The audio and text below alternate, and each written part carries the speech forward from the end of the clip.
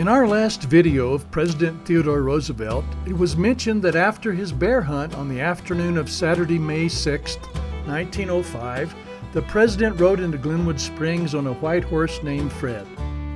One thing not mentioned was the saddle on Fred.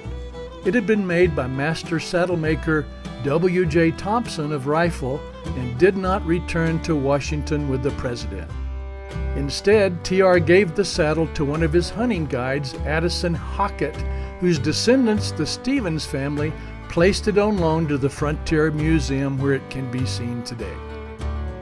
Before Roosevelt left Glenwood Springs on Monday, May 15th, he took a horseback trip onto the flat tops north of town on the White River National Forest.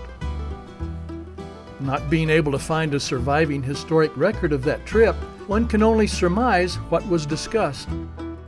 First, let's look at a few facts. The Forest Reserve Act of 1891 established forest reserves managed under the Department of Interior.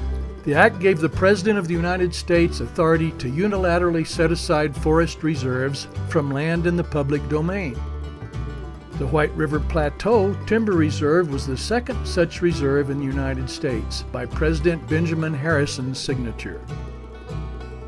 At President Theodore Roosevelt's urging, Congress on February 1, 1905 established the U.S. Forest Service under the Department of Agriculture to manage forest reserves as national forests.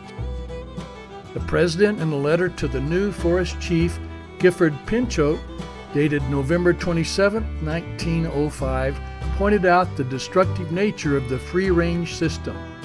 To Roosevelt, it seemed only appropriate that grazing privileges on protected federal land, afforded to only a few, should require sharing of that expense by those so permitted. In 1906, shortly after this letter, the Forest Service announced that grazing fees would be imposed.